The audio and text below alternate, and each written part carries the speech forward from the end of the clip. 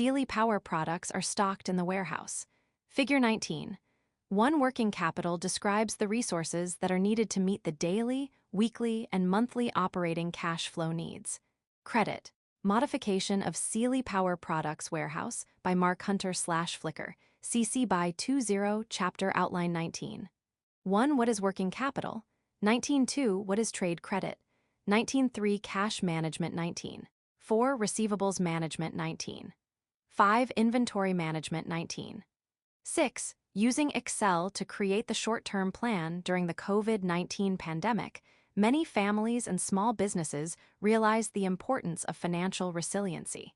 In personal finance, financial resiliency is the ability to overcome financial difficulties, such as sudden job loss or significant unexpected expenses, to spring back quickly. To help promote resiliency, personal financial planners advise clients to maintain liquid assets equal to 3 to 6 months of living expenses. Keep debt levels low, manage the household budget, keep insurance in force, health, property, and life. Establish a solid credit history and make wise use of credit cards and home equity lines of credit. In business finance, financial resiliency is not important only during pandemics, but is important through the ups and downs of seasonal cycles and economic downturns. Managing cash, accounts receivable, and inventory while making optimal use of trade credit. Accounts payable makes for a business that meets its operating needs and pays its debts when due. Working capital management is also critical during good times. Even though profits might be rising, a business with growing demand for its products and services still needs to have working capital management tools to pay its bills. Growth in sales and profits do not immediately mean sufficient cash flow, so planning ahead with tools such as a cash budget is key. By the end of this section, you will be able to define working capital, calculate a firm's operating cycle and cash cycle, compute inventory days, accounts receivable days, and accounts payable days. The concept of business capital is often associated with the cash and assets, such as land and equipment, that the owners contributed to the business. Early political economists like Adam Smith and Karl Marx identified this concept of capital, along with labor and entrepreneurship, to be the factors of production. That general idea of capital is important and critical to a company's productive capacity. This chapter is about a specific type of capital, working capital, that is just as important as long-term capital. Working capital describes the resources that are needed to meet the daily, weekly, and monthly operating cash flow needs. Employees are paid out of working capital, as well as cash from operations. The fulfillment of merchandise orders is possible because of working capital, and the liquidity of a company hinges upon how well management plans and controls working capital. Understanding working capital begins with the concept of current assets, those resources of a business that are cash, near cash, or expected to be turned into cash within a year through the normal operations of the business. Current assets are necessary for the everyday operation of the firm, and they are synonymous with term gross working capital. Cash is needed to pay the bills and meet the payroll. Excess cash is invested in cash alternatives, such as marketable securities, creating liquidity that can be tapped when operating cash flow needs exceed the amount of cash on hand. Checking account balances. Investment in inventory is necessary to meet the demand for products, sales, and if the firm extends credit to its customers so that a sale can be made, the balance sheet will also show accounts receivable, a very common current asset that derives its value from the probability that customers will pay their bills. Working capital is often spoken about in two versions: gross working capital and net working capital. As was previously stated, gross working capital is equivalent to current assets, particularly those that are cash, cash-like, or will be converted to cash within a short period of time, i.e., in less than 1 year.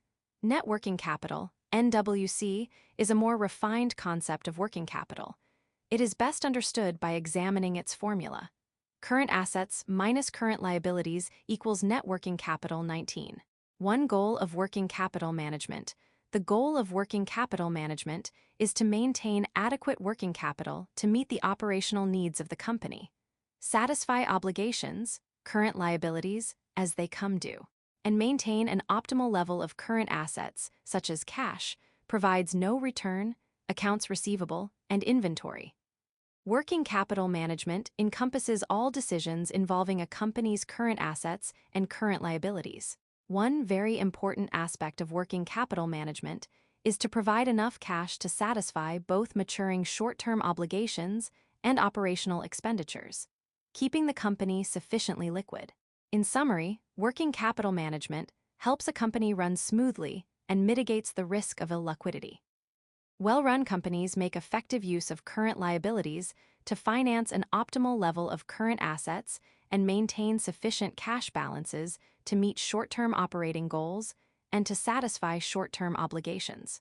Working capital management is accomplished through cash management, credit and receivables management, inventory management, and accounts payable management. Components of working capital management, in contrast to net working capital, gross working capital is synonymous with current assets, particularly those current assets that are either cash or cash equivalents or that will be converted to cash within a short period of time, i.e., in less than 1 year.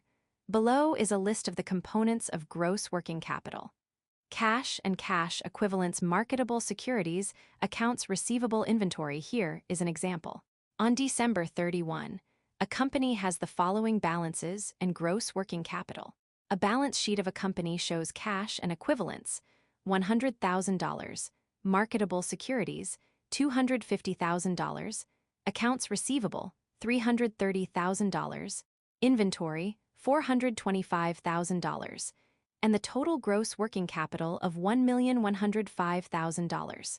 Think of the $1,105,000 of gross working capital as a source of funds for the most pressing obligations, i.e., current liabilities of the company. Gross working capital is available to pay the bills. However, some of the current assets would need to be converted to cash first. Accounts receivable need to be collected, and inventory would need to be sold before it, too, can become cash. What if the company had $600,000 of current liabilities? That amount of current obligations could not be paid out of cash until the marketable securities were sold and a significant portion of accounts receivable were collected. The second, more refined and useful concept of working capital is net working capital. NWC equals current assets minus current liabilities 19. 2. For example, if a company has $1 million of current assets and $750,000 of current liabilities, its net working capital would be $250,000, $1 million less $750,000. NWC provides a better picture because it takes into account the liability coverage provided by the current assets. As the above example shows, the current assets would cover the current liabilities with an excess of $250,000. Think of it this way: if the current assets could be converted to cash, they could be used to meet the current obligations with another $250,000 of cash left over. Current liabilities include accounts payable, dividends payable, notes payable due within a year, current portion of deferred revenue, current maturities of long-term debt, interest payable, income taxes payable, and accrued expenses such as compensation owed to employees. Net working capital possibilities can be thought of as a spectrum from negative working capital to positive, as explained in Table 19. 1. Negative net working capital 0. Net working capital positive. Net working capital current liabilities are greater than current assets. Current assets equal current liabilities. Current assets are greater than current liabilities could indicate a liquidity problem. There is difficulty satisfying current obligations. Indicates that current assets could cover current obligations. However, there is no positive margin safety cushion or liquid reserve to satisfy unexpected cash needs. Indicates that the company can meet its current obligations. However, excessively high net working capital could mean too little cash and therefore an opportunity cost, foregoing rates of return on alternative investment. Table 19. One spectrum of net working capital measures of financial health provides information on a variety of financial ratios to help users of financial statements understand the strengths and weakness of companies' financial statements. 3 of the financial ratios covered in that chapter are brought back into this chapter's discussion to demonstrate how financial managers examine working capital and liquidity. Liquidity is the ease with which an asset can be converted into cash. Those ratios are the current ratio, the quick ratio, and the cash ratio. A higher ratio indicates a greater level of liquidity. The formulas for the three liquidity ratios are current ratio equals current assets, current liabilities, quick ratio acid test, equals current assets minus inventory, current liabilities, cash ratio equals cash plus marketable securities, current liabilities 19. 3. Notice how the current ratio includes the two elements of net working capital, current assets and current liabilities. It makes for a quick comparison of relative size or proportion. Think it through. Current ratio: a company has $2 million of current assets, while its current liabilities are $1 million. What is the current ratio, and what does it mean? Solution: the current ratio would be 2 equals 2, 0, 0, 0, 0, 0, 0 slash $1, 0, 0, 0, 0, 0, 0, which is a 2. 1 proportion of current asset value to the amount of the current liabilities. This means that if all the current assets could be converted to cash, then the current liabilities could be satisfied 2 times. There are 2 drawbacks to the current ratio. 1, it is a working capital analytic as of a point in time, but is not indicative of future liquidity or future cash flows. And 2, as an indicator of liquidity, it can be deceptive if a significant proportion of the current assets are inventory, supplies, or prepaid expenses. Inventory is not very liquid, as it can take an extended time period to convert to cash, and assets such as supplies and prepaid expenses never become cash and therefore are not a source of funds to pay bills.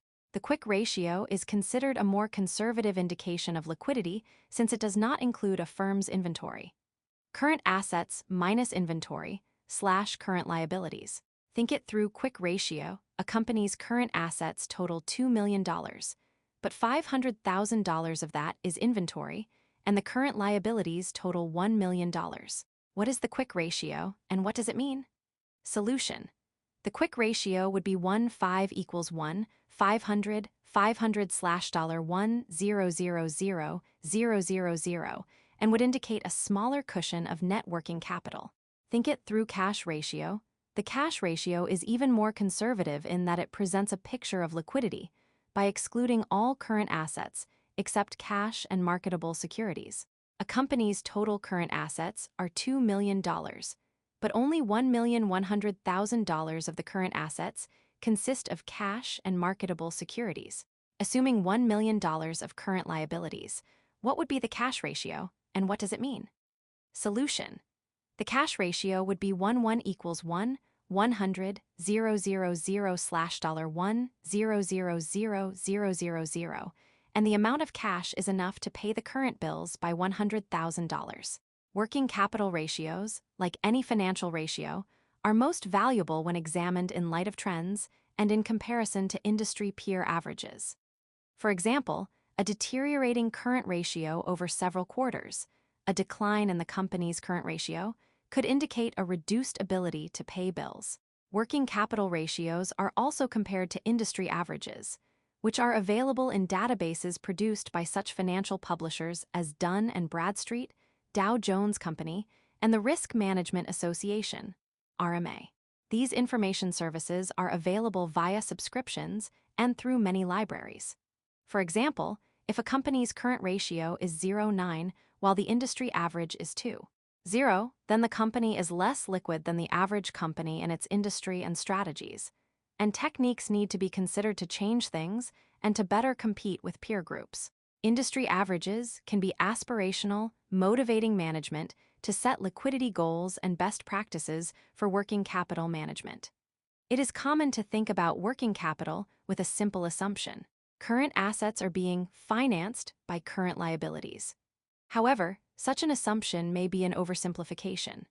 Some level of current assets is often necessary to meet longer-term obligations, and in that way, you could think of some amount of current assets as a permanent base of working capital that may need to be financed with longer-term sources of capital. Think of a company with seasonal business. During busy times, more working capital will be needed than during certain other portions of the year, such as less busy times. But there will always be some level, a permanent base, of working capital needed. Think of it this way. The total working capital of many companies will ebb and flow depending on many variables such as the operating cycle, production needs, and the growth of revenue. Therefore, working capital can be thought of as having a permanent base that is always needed, and a total working capital amount that increases when activity levels, i.e., production and sales volume, are higher, see Figure 19. 2. The cash cycle, also called the cash conversion cycle, is the time period between when a business begins production and acquires resources from its suppliers, for example, acquisition of materials and other forms of inventory, and when it receives cash from its customers. This is offset by the time it takes to pay suppliers, called the payables deferral period. A graph shows the correlation between the permanent working capital, temporary working capital, and time. The permanent base of working capital rises steadily over time. The temporary total working capital repeatedly increases and decreases over time.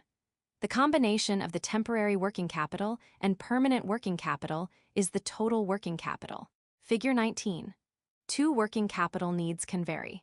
Temporary and permanent working capital, the cash cycle is measured in days, and it is best understood by examining its formula. Cash cycle equals inventory conversion period plus receivables collection period minus payables deferral period 19.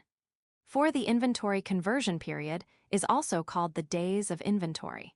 It is the time, days, it takes to convert inventory to sales and is calculated by following these steps.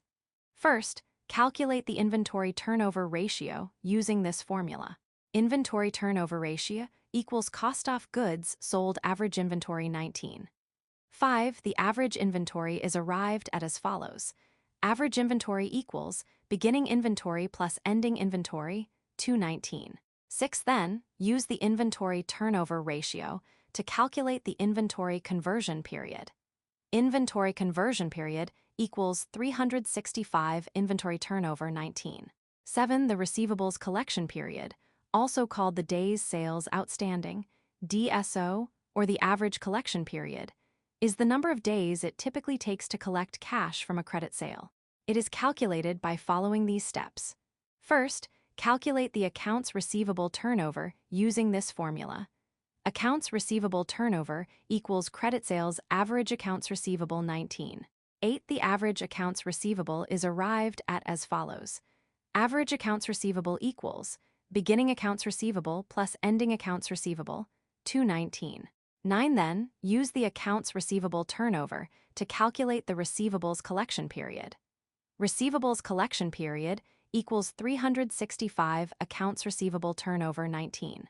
10. The payables deferral period, also known as days in payables, is the average number of days it takes for a company to pay its suppliers. It is calculated by following these steps. First, calculate the accounts payable turnover using this formula. Accounts payable turnover equals cost of goods sold average accounts payable 19. 11. The average accounts payable is arrived at as follows. Average accounts payable equals beginning accounts payable plus ending accounts payable, 219. 12. Then, use the accounts payable turnover to calculate the payables deferral period. Payables deferral period equals 365 accounts payable turnover 19. 13. Think it through periods of the cash cycle. Scenario 1. King-sized products, KSB, Inc., has annual credit sales of $40 million. The average inventory is $3 million, and the company has average accounts receivable of $6 million and average accounts payable of $2,800,000. The cost of goods sold for KSB Inc. is $30 million. The cash cycle for the company is 57 days.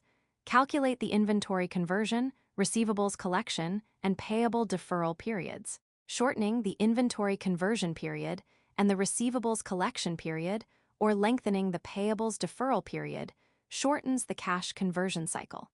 Financial managers monitor and analyze each component of the cash conversion cycle. Ideally, a company's management should minimize the number of days it takes to convert inventory to cash while maximizing the amount of time it takes to pay suppliers. Quickly converting inventory to sales speeds up cash inflows and shortens the cash cycle, but it also could help reduce inventory losses as a result of obsolescence. Inventory becomes obsolete because of a variety of factors, including time. Inventory that has not been sold for a long period of time and is not expected to be sold in the future has to be written down or written off according to accounting rules. Write-offs of inventory can result in significant losses for a company. In the food business, inventory conversion periods take on great importance because of spoilage of perishable goods. In retailing, seasonal items lose value the longer they stay on the shelves. Various inventory management techniques are used to shorten production time in manufacturing, and in retailing, strategies are used to reduce the amount of time a product sits on the shelf or is stored in the warehouse. Production techniques, such as just-in-time inventory systems and marketing and pricing strategies, can have an impact on the number of days in the inventory conversion cycle.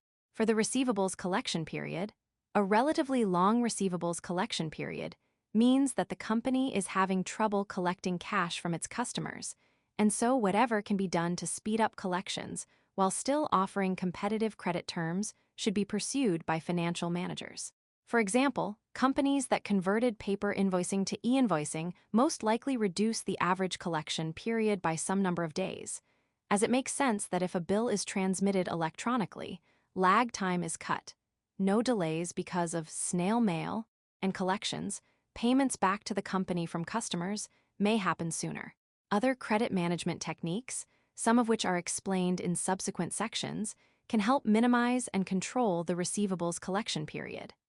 The payables deferral period is the one element that probably cannot be optimized without violating credit terms. Certainly, cash balances can be conserved by delaying payments to vendors for as long as possible. However, payments on trade credit need to be made on time, or the company's relationship with the supplier can suffer. In a worst-case scenario, the company's credit rating could also deteriorate. A credit rating, also called a credit score, is a measure produced by an independent agency indicating the likelihood that a company will meet its financial obligations as they come due. It is an indication of the company's ability to pay its creditors. 3 business credit rating services are Equifax Small Business, Experian Business, and Dun & Bradstreet. Think it through the cash conversion cycle considering the previous. Think it through Scenario 1. What if you could reduce inventory levels, hold lower accounts receivable balances, and rely more heavily on accounts payable while maintaining the same sales level? Here's Scenario 2. Because of better inventory management, credit and collections management, and negotiation of longer payment periods with vendors, King-Sized Products, KSB, Inc., needs less investment in inventory and accounts receivable, and is able to utilize a greater amount of trade credit financing. Annual credit sales are $40 million. Average inventory is $2,800,000. Average accounts receivable are $5,500,000. Average accounts payable are $3,300,000, and cost of goods sold is $30 million. What is the cash conversion cycle? Solution: inventory conversion period. Inventory turnover ratio equals 30, 000, 000, 000 800, 000 equals 10. 71 times inventory conversion period equals 365 10. 71 equals 34. 7 days inventory conversion period equals 365 10. 71 equals 34. 7 days receivables collection period. Accounts receivable turnover equals 40, 000, 0005, 500, 000 equals 7. 27 times receivables collection period equals 365 7. 27 equals 50. 21 days payables deferral period. Accounts payable turnover 30, 000, 0003, 300, 000 equals 9 times payables deferral period equals 365 9. 9 equals 40.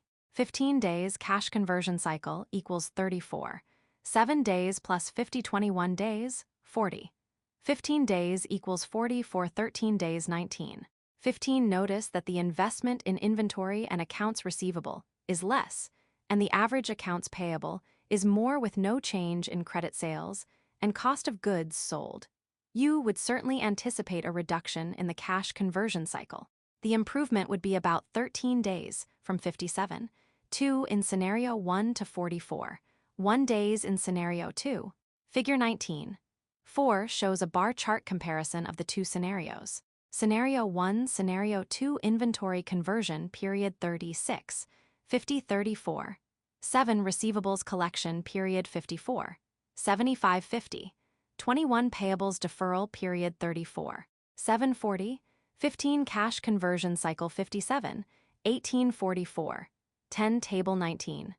2. A bar graph is used to compare the cash conversion cycles for two scenarios. Scenario 2 has slightly shorter inventory conversion and receivables collection periods, while Scenario 1 has a slightly shorter payables deferral period.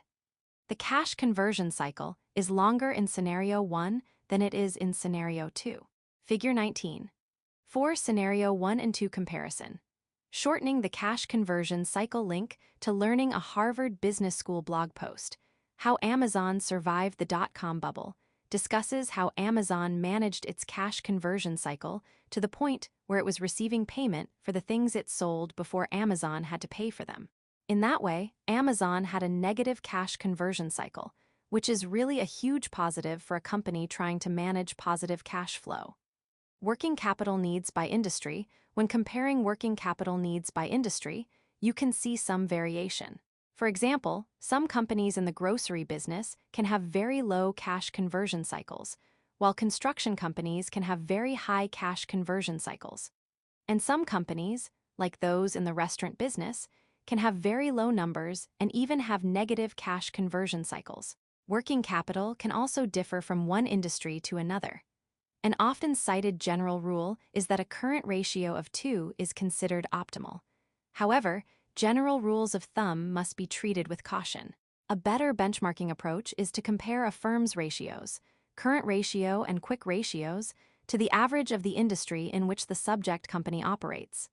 Take, for example, a home construction company. Such as firm has a long operating cycle because of the production process, building homes, and the storage of finished goods can result in very high current ratios, such as 11 or 12 times current liabilities, whereas a retailer like Walmart or Target would have much lower current ratios. In recent years, Walmart Stores Inc. NYSE. WMT has had a current ratio of around 0.9 and has been able to manage its working capital needs by efficient management of its supply chain, quick turnover of inventory, and a very small investment in accounts receivables. Big retailers like Walmart are effective at negotiating favorable payment terms with their vendors. The ability to generate consistent positive cash flow from operations allows a retailer like Walmart to operate with relatively low amounts of working capital. The credit policies of a company also affect working capital.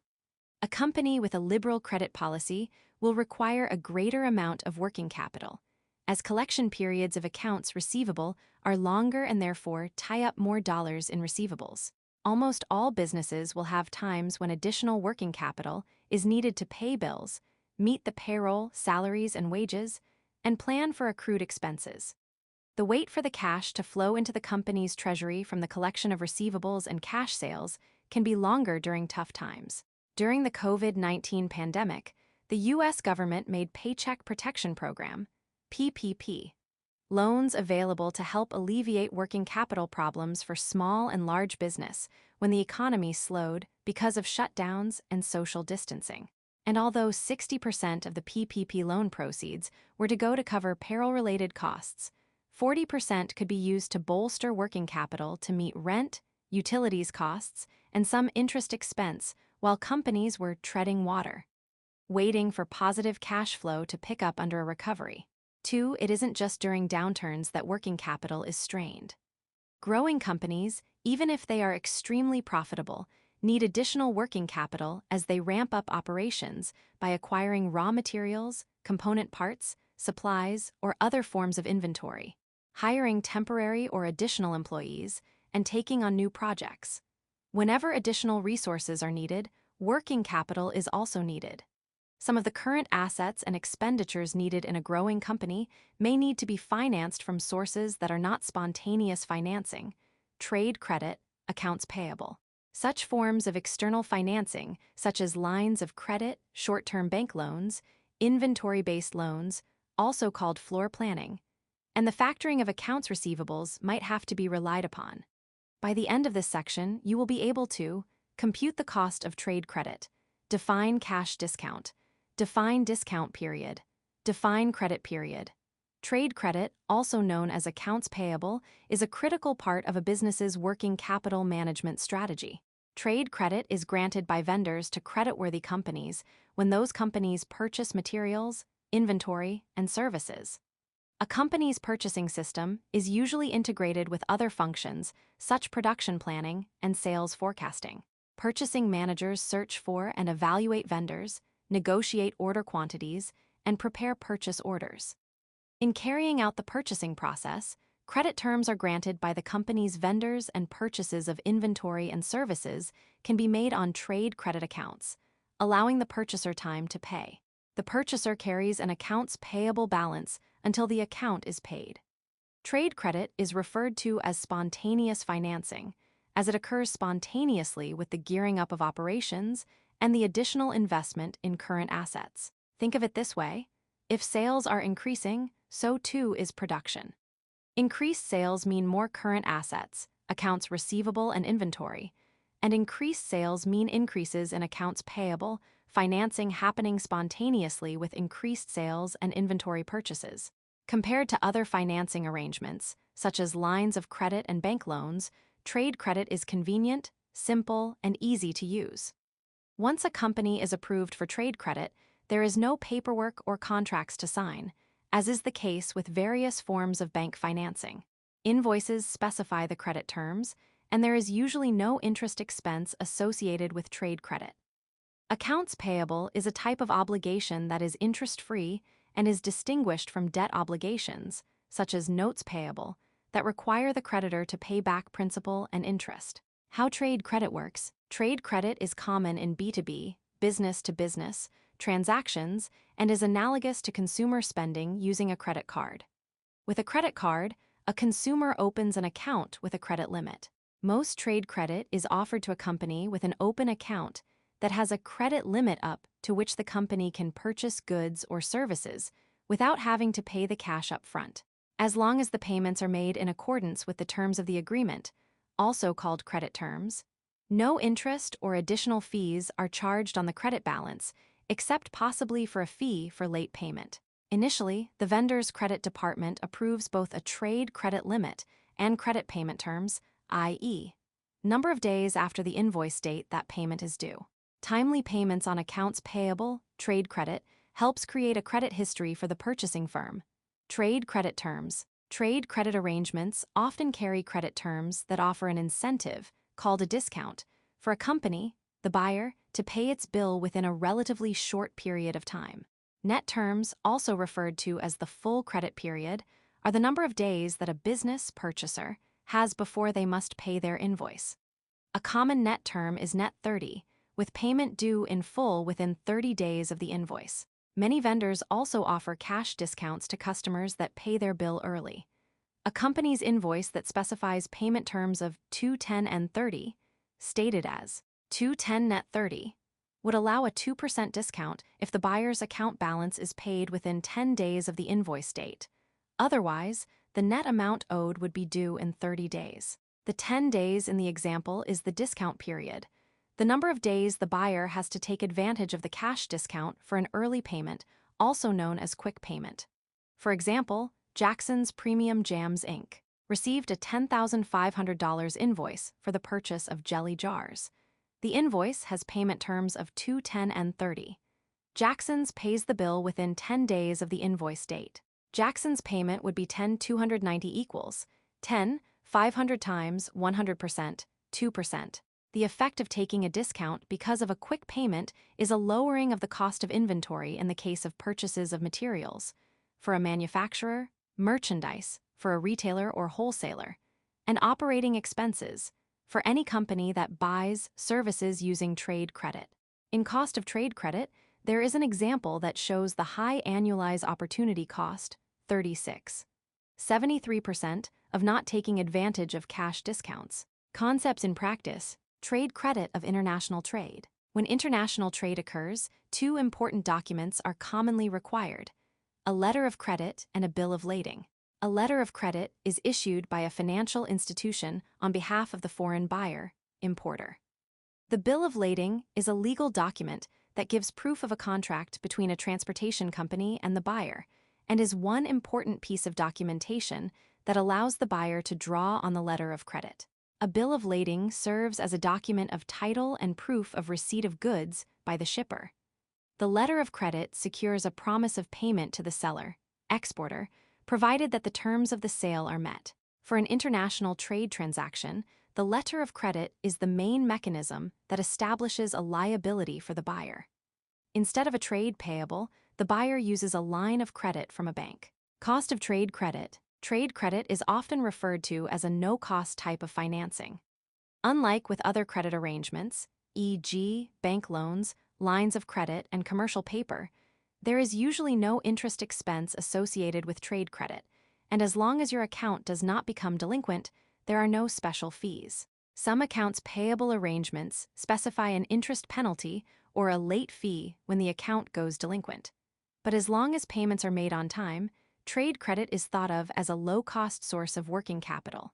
However, there is one possible cost associated with trade credit for companies that don't take advantage of cash discounts when offered by sellers.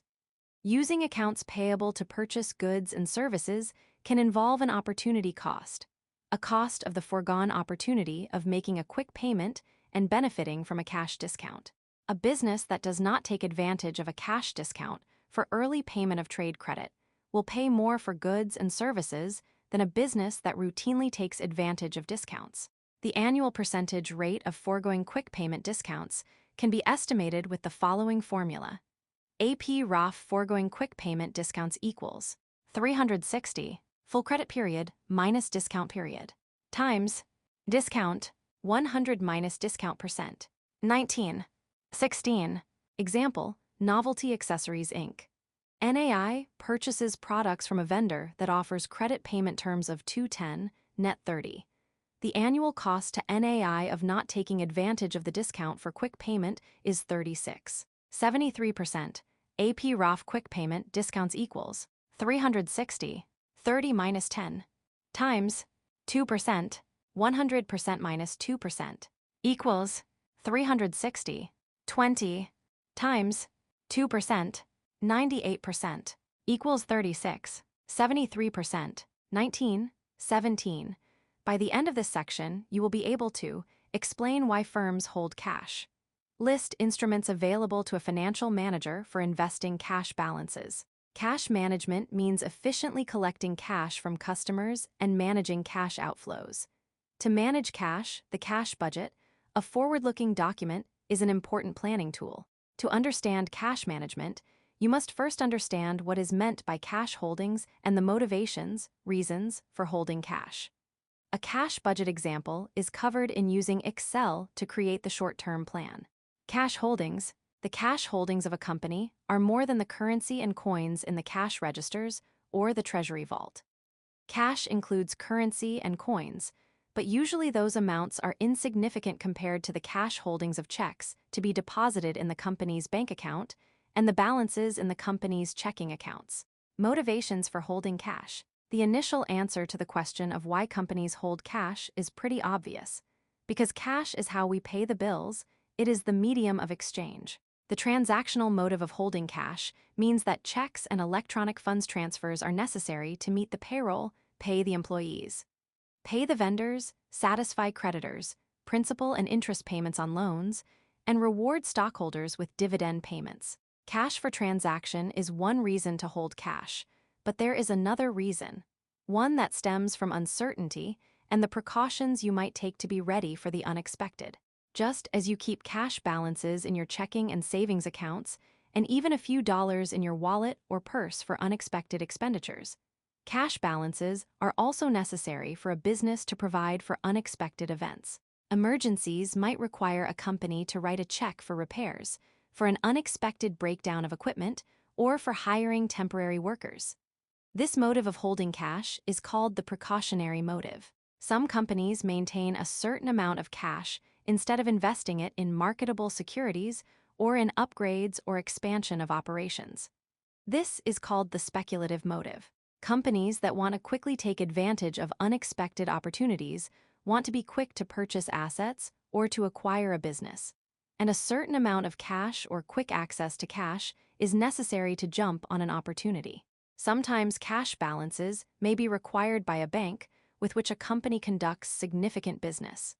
These balances are called compensating balances and are typically a minimum amount to be maintained in the company's checking account. For example, Jack's Outback Restaurant Group borrowed $500,000 from First National Bank and Trust. As part of the loan agreement, First National Bank required Jack's to keep at least $50,000 in its company checking account as a way of compensating the bank for other corporate services it provides to Jack's Outback Restaurant Group. Cash alternatives, cash that a company has that is in excess of projected financial needs, is often invested in short-term investments, also known as cash equivalents, cash alternatives. The reason for this is that cash does not earn a rate of return. Therefore, too much idle cash can affect the profitability of a business. Table 19. 3 shows a list of typical investment vehicles used by corporations to earn interest on excess cash. Financial managers search for opportunities that are safe and highly liquid, and that will provide a positive rate of return. Cash alternatives, because of their short-term maturities, have low interest rate risk, the risk that an investment's value will decrease because of changes in market interest rates. In that way, prudent investment of excess cash follows the risk-return trade-off. In order to achieve safe returns, the returns will be lower than the possible returns achieved with risky investments. Cash alternative investments are not committed to the stock market. Security description: U.S. Treasury bills obligations of the U.S. government with maturities of 3 and 6 months. Federal agency, securities obligations of federal government agencies, such as the Federal Home Loan Bank and the Federal National Mortgage Association. Certificates of deposit issued by banks, a type of savings deposit that pays interest. Commercial paper short-term promissory notes issued by large corporations with maturities ranging from a few days to a maximum of 270 days. Table 19. 3 typical cash equivalents. Figure 19. 5 shows a note within the 2021 Annual Report, Form 10-K of Target Corporation. The note discloses the amount of Target's cash and cash equivalent balances of $8,511,000,000 for January 30, 2021, and $2,577,000,000 for February 1, 2020. A note describes the cash and cash equivalents for the Target Corporation in its 2021 10-K filing. In this filing, Target lists its cash and cash equivalent investments on January 30, 2021, and February 1, 2020. Target had investments in cash, short-term investments, and receivables from third-party financial institutions for credit and debit card transactions. These were added together for the total cash and cash equivalents. Figure 19. 5 Note from Target Corporation 2021 10-K filing, source: U.S. Securities and Exchange Commission Edgar. In that note, which is a supplement to the company's balance sheet, receivables from third-party financial institutions is also considered a cash equivalent. That is because purchases by Target's customers who use their credit cards, e.g., Visa or MasterCard, create very short-term receivables, amounts that Target is waiting to collect but are very close to a cash sale. So instead of being reported as accounts receivable, a line item on the Target balance sheet that is separate from cash and cash equivalents. These amounts receivable from third-party financial institutions are considered part of the cash and cash equivalents and are a very liquid asset. For example, the amount of $560 million for January 30, 2021, is considered a cash equivalent since the settlement of these accounts will happen in a day or two with cash deposited in Target's bank accounts. When a retailer sells product and accepts a credit card such as Visa, MasterCard, or American Express, The cash collection happens very soon after the credit card sale, typically within 24 to 72 hours. 3. Companies also invest excess funds in marketable securities. These are debt and equity investments such as corporate and government bonds, preferred stock, and common stock of other entities that can be readily sold on a stock or bond exchange. Ford Motor Company has this definition of marketable securities in its 2019 annual report, Form 10-K. Investments in securities with a maturity date greater than 3 months at the date of purchase, and other securities for which there is more than an insignificant risk of change in value due to interest rate, quoted price, or penalty on withdrawal, are classified as marketable securities. By the end of this section, you will be able to discuss how decisions on extending credit are made, explain how to monitor accounts receivables. For any business that sells goods or services on credit, effective accounts receivable management is critical for cash flow and profitability planning and for the long-term viability of the company. Receivables management begins before the sale is made when a number of factors must be considered. Can the customer be approved for a credit sale? If the credit is approved, what will be the credit terms, i.e., how long do we give customers to pay their bills? Will there be a cash discount for quick payment? How much credit should be extended to each customer, credit limit? Accounts receivable is not about accepting credit cards. Credit card sales are not technically accounts receivable. When a credit card is accepted, it means that the credit card company, e.g., Visa, MasterCard, or American Express, will guarantee the payment. The cash will be deposited in the merchant's bank account in a very short period of time. When a business makes a sale on account, management, e.g., a credit manager or analyst, does its best to distinguish between customers who have a high likelihood of paying and customers who have a low likelihood. Customers with low credit risk are approved. The decision is based on an effective analysis of creditworthiness. Creditworthiness is judged by looking at a number of factors, including an evaluation of the customer's financial statements, financial ratios, and credit reports, credit scores, based on a customer's payment history on credits owed to other firms. If a company has a prior relationship with a customer seeking trade credit, the customer's payment history with the firm is also carefully evaluated before additional credit is granted. Link to learning. Corporate Finance Institute. Credit managers use various tools and techniques to evaluate creditworthiness of customers. The Corporate Finance Institute's website states that the 5 Cs of credit is a common phrase used to describe the 5 major factors: character, capacity, collateral, capital, and conditions, used to determine a potential borrower's creditworthiness. It goes on to say that a credit report provides a comprehensive account of the borrower's total debt, current balances, credit limits, and history of defaults and bankruptcies, if any. 5 more on the 5 Cs of credit can be found on the Corporate Finance Institute's website. Determining the credit policy. A company's credit policy encompasses rules of credit granting and procedures for the collections of accounts. It's how a company will process credit applications, utilize credit scoring and credit bureaus, analyze financial statements, make credit limit decisions, and conduct collection efforts when accounts become delinquent, still outstanding after their due date. Establishing credit terms. Trade credit terms were discussed earlier. Recall that part of the terms and conditions of a sale are the credit terms, elements of a sales agreement contract that indicate when payment is due, possible discounts for quick payments, and any late fee charges.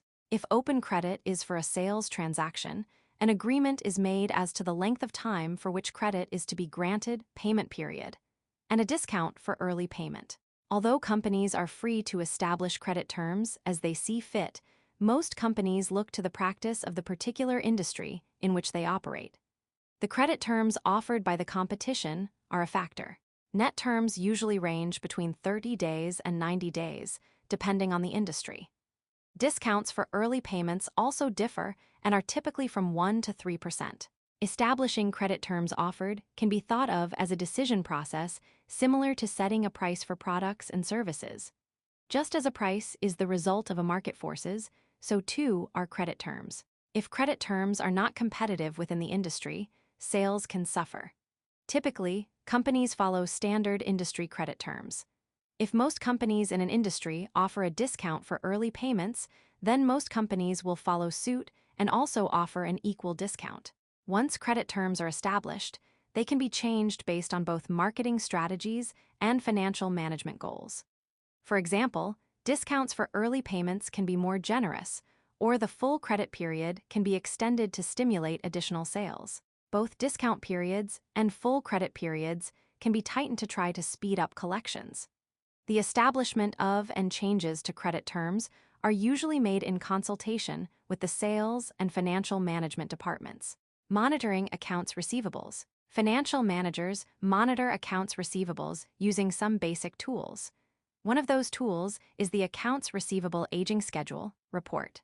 To prepare the aging schedule, a classifying of customer account balances is performed with age as the sorting attribute. An account receivable begins its life as a credit sale. The age of a receivable is the number of days that have transpired since the credit sale was made, the date of the invoice. For example, if a credit sale was made on June 1 and is still unpaid on July 15, that receivable is 45 days old. Aging of accounts is thought to be a useful tool because of the idea that the longer the time owed, the greater the possibility that individual accounts receivable will prove to be uncollectible. An aging schedule is a report that organizes the outstanding, unpaid, receivable balances into age categories. The receivables are grouped by the length of time they have been outstanding, and an uncollectible percentage is assigned to each category. The length of uncollectible time increases the percentage assigned. For example, a category might consist of accounts receivable that are 30 days past due and is assigned an uncollectible percentage of 6%. Another category might be 60 days past due and is assigned an uncollectible percentage of 15%. All categories of estimated uncollectible amounts are summed to get a total estimated uncollectible balance. The aging of accounts is useful to the credit and collection managers, both from a global view, estimating how much of the account's receivable asset might be bad debts, and on a micro basis, being able to drill down to see which specific customers are slow paying or delinquent so as to implement collection tactics. Accountants and auditors also find the aging of accounts to determine a reasonable amount to be reported as bad debt expense, and to establish a sufficient balance in the allowance for doubtful accounts. Bad debt expense is the cost of doing business because some customers will not pay the amounts they owe accounts receivable. While the allowance for doubtful accounts is a contra asset, it will be deducted from accounts receivable on the balance sheet that contains management's best guess, management's estimate, as to how much of its accounts receivable will never be collected. In Figure 19. 6, Fudinia Inc.'s Accounts Receivable Aging Report shows that the total receivables balance is $189,000. The company splits its accounts into 4 age categories: not due, 30 to 60 days past due, 61 to 90 days past due, and more than 90 days past due. Of the $189,000 owed to Fudinia by its customers, $75,500, $189,000 less $113,500 of invoices have been outstanding, not paid yet beyond their due dates. The Aging of Accounts Receivable Schedule for Fudinia Inc. lists each customer name and the amount due in each of its 4 age categories. Fudinia Inc. has $113,500 not yet due, $49,530 to 60 days past due, $17,061 to 90 days past due, and $9,000 more than 90 days past due. The total of all receivables is $189,000. Figure 19. 6 Fudinia Inc. Aging of Accounts Receivable Schedule. In addition to preparing aging schedules, financial managers also use financial ratios to monitor receivables. The accounts receivable turnover ratio determines how many times, i.e., how often, accounts receivable are collected during an operating period and converted to cash. A higher number of times indicates that receivables are collected quickly. In contrast, a lower accounts receivable turnover indicates that receivables are collected at a slower rate, taking more days to collect from a customer. Another receivables ratio is the number of days.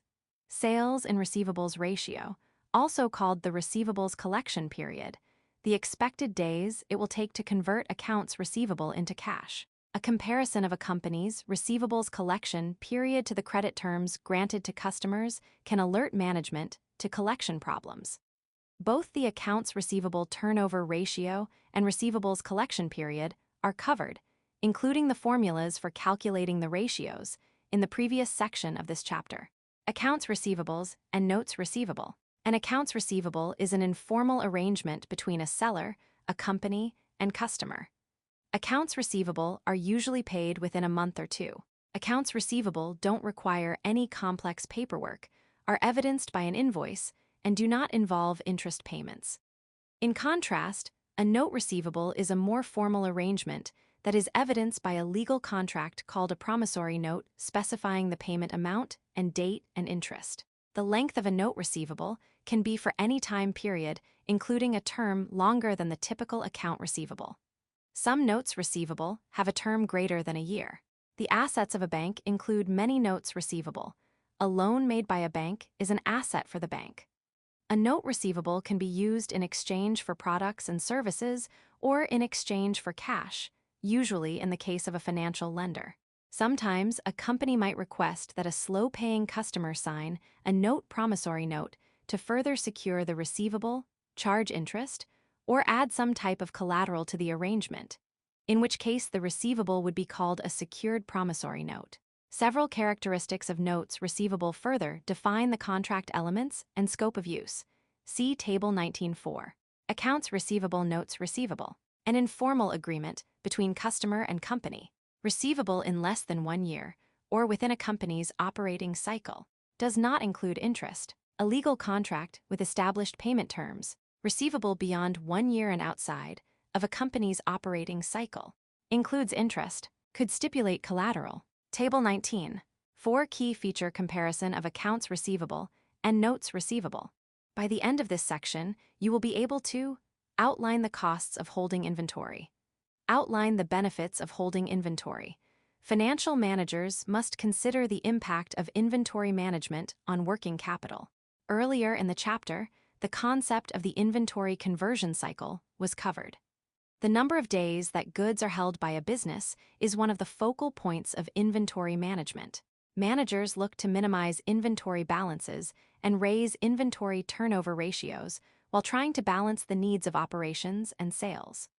Purchasing personnel need to order enough inventory to feed production or to stock the shelves. The sales force wants to meet or surpass their sales budgets, and the operations people need inventory for the factories, warehouses, and e-commerce sites. The days in inventory ratio measures the average number of days between acquiring inventory i.e., purchasing merchandise, and its sale. This ratio is a metric to be watched and monitored by inventory managers and, if possible, minimized. A high days in inventory ratio could mean aging inventory.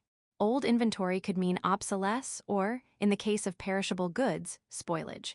In either case, old inventory means losses. Imagine a company selling high-tech products such as consumer electronics. A high days in inventory ratio could mean that technologically obsolete products will be sold at a discount. There are similar issues with older inventory in the fashion industry. Last year's styles are not as appealing to the fashion-conscious consumer and are usually sold at significant discounts. In the accounting world, lower of cost or market value is a test of inventory value to determine if inventory needs to be written down, meaning that the company takes an expense for inventory that has lost significant value.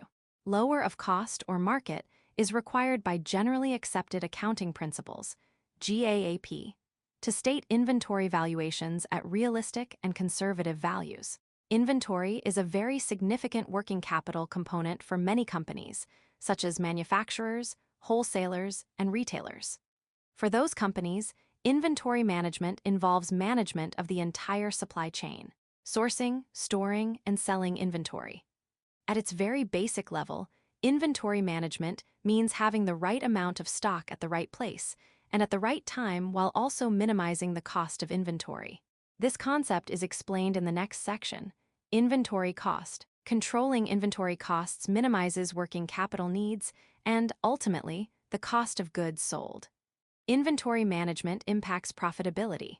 Minimizing cost of goods sold means maximizing gross profit. Gross profit equals net sales less cost of goods sold.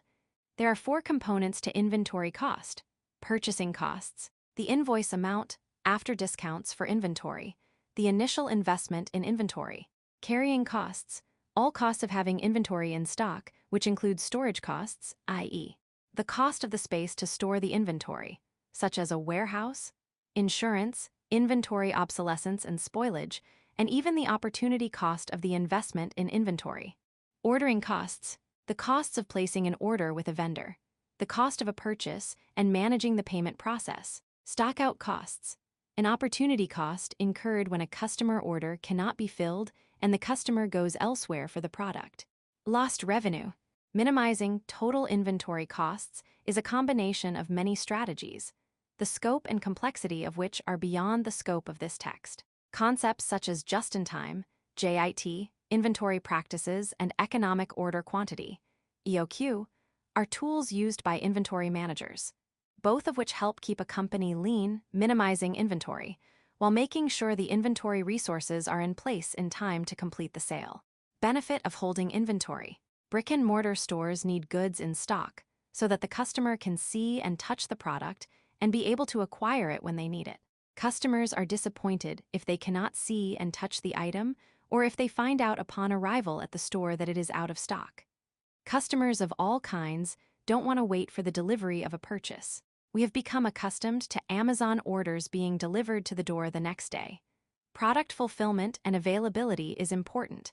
Inventory must be in stock or sales will be lost. In manufacturing, the inventory of materials and component parts must be in place at the start of the value chain, the conversion process, and finished goods need to be ready to meet scheduled shipments. Holding sufficient inventory meets customer demand, whether it is products on the shelves or in the warehouse that are ready to move through the supply chain and into the hands of the customer. By the end of this section, you will be able to create a 1-year budget, create a cash budget. A cash budget is a tool of cash management and therefore assists financial managers in the planning and control of a critical asset. The cash budget, like any other budget, looks to the future. It projects the cash flows into and out of the company. The budgeting process of a company is really an integrated process. It links a series of budgets together so that company objectives can be achieved. For example, in a manufacturing company, a series of budgets such as those for sales, production, purchases, materials, overhead, selling, and administrative costs, and planned capital expenditures would need to be prepared before cash needs. Cash budget can be predicted, just as you might budget your earnings, salary, business income, investment income, etc.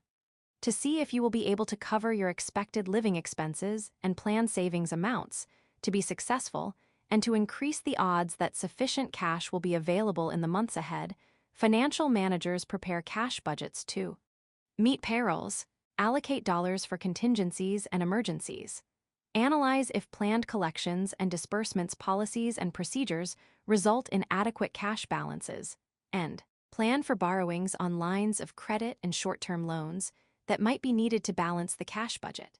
A cash budget is a model that often goes through several iterations before managers can approve it as the plan going forward. Changes in any of the upstream budgets that are prepared before the cash budget, such as the sales, purchases, and production budgets, may need to be revised because of changing assumptions.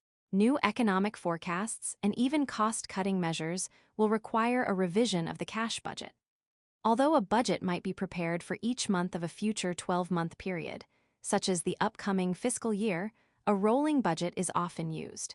A rolling budget changes often as the planning period, e.g., a fiscal year, plays out. When one month ends, another month is added to the end, the next column of the budget. For example, if in your budget January is the first month of the planning period, once January is over, next January's cash budget column would be added, right after December's column, at the far right of the budget. Sample 1 year, annual operating budget. Preparing an annual operating budget can be a complex task. In essence, a company budget is a series of budgets, many of which are interrelated. The sales budget is prepared first and has an impact on many other budgets. Take the example of a production budget of a manufacturer. The sales budget impacts what needs to be produced, production budget, and the production budget influences planned purchases of material, purchases budget, overhead resources, overhead budget, and the amount of labor costs for the year ahead, direct labor budget. For a merchant, such as a wholesaler or retailer, the annual budget would be less complex than that of a manufacturing firm, but would still require an inventory purchases budget and an operating expense budget, such as selling and administrative expenses. For a service firm, a purchase budget for inventory would not be necessary, but an operating budget would be. All businesses need a cash budget, which is the topic of the next section of this chapter. The example operating budget presented here is of a merchandising company. Budgets are prepared following a process that begins with a sales or revenue forecast. The sales forecast is normally based on information obtained from both internal and external sources and predicts the amount of units to be sold in the planning period, usually 1 year into the future. A company's management, in consultation with its marketing and sales executives, would prepare a sales budget by making assumptions about the number of units that are expected to be sold and the prices that will be charged.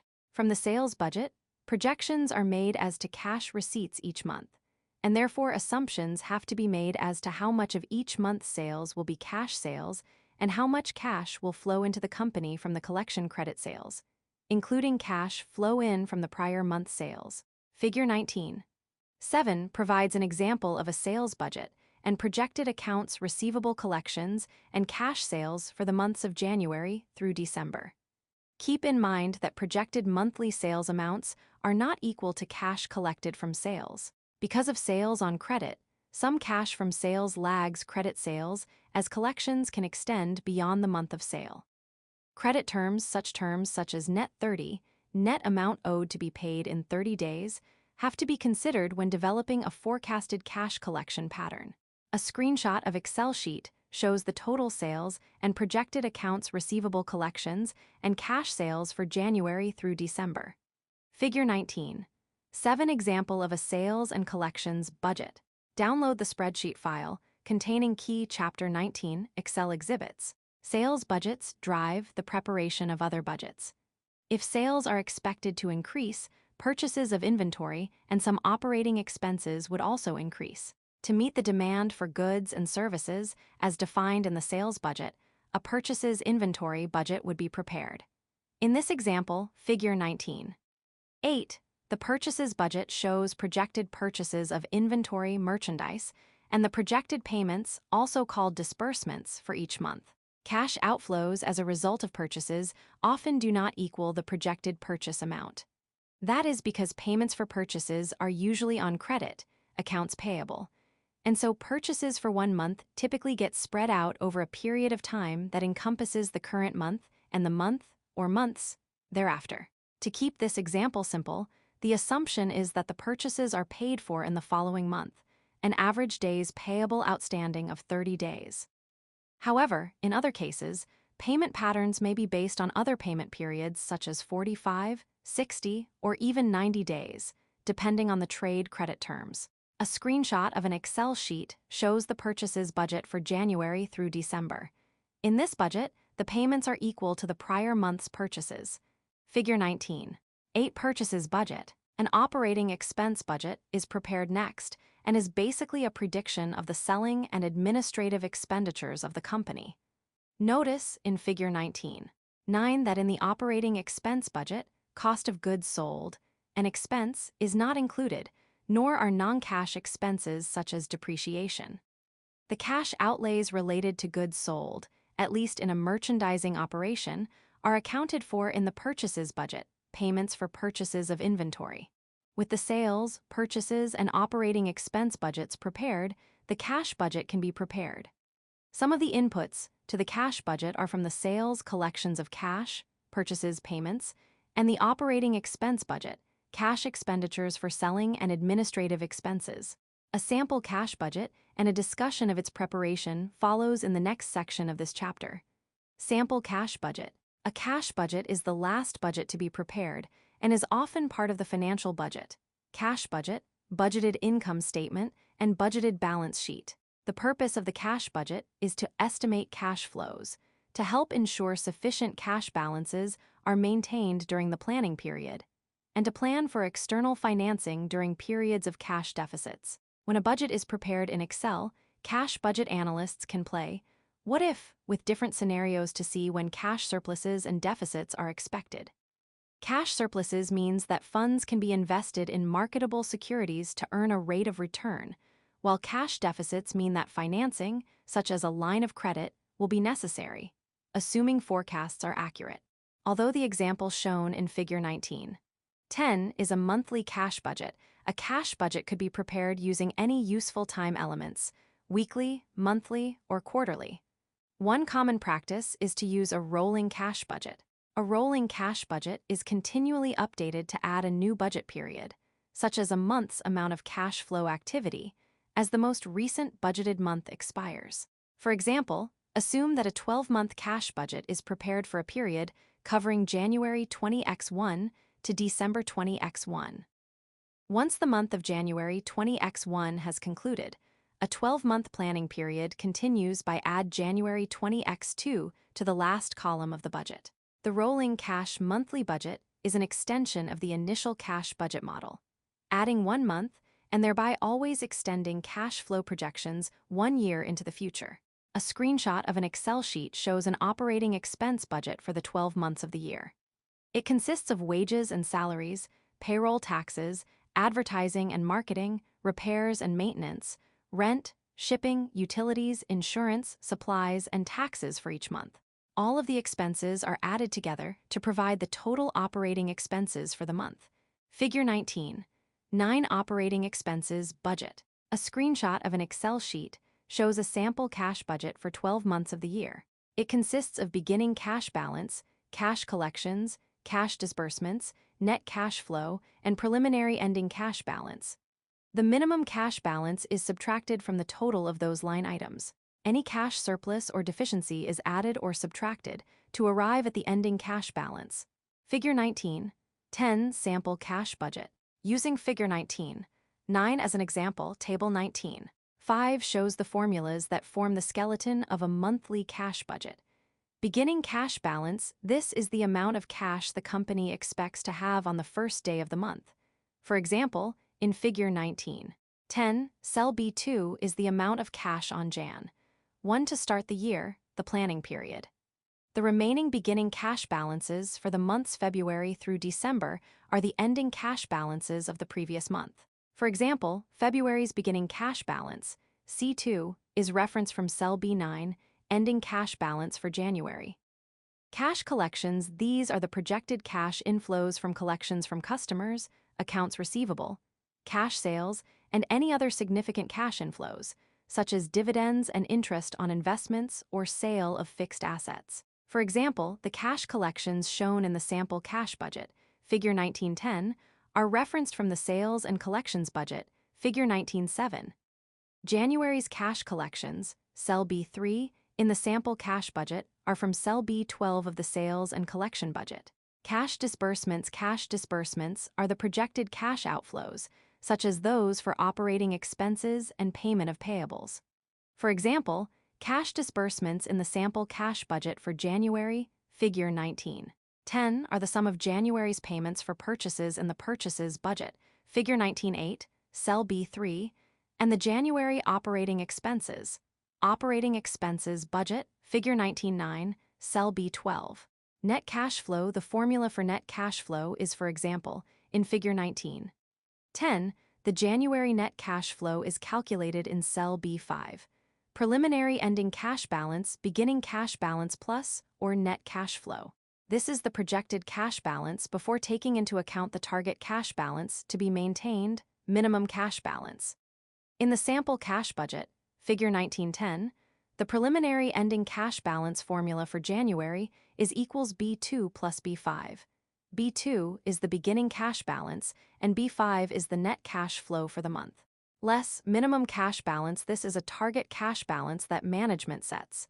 It is the minimum amount of cash that should be maintained by the company in Figure 19.10, cells B2, G7 and B17. G17. Cash surplus deficiency. A cash surplus means that cash can be invested in marketable securities. A cash deficiency means that some type of financing, such as a line of credit or bank loan, will be needed to provide enough cash for operations and to maintain a minimum cash balance. This number is found by subtracting the minimum cash balance from the preliminary ending cash balance. For example, the cash surplus for January in Figure 19. 10 is calculated with this formula, equals B6B7. Notice that all months in the sample cash budget show a surplus except for August's forecast of a deficit, which may require drawing on a line of credit to provide enough cash to meet obligations in August. Table 19. 5 Excel formulas for monthly cash budget.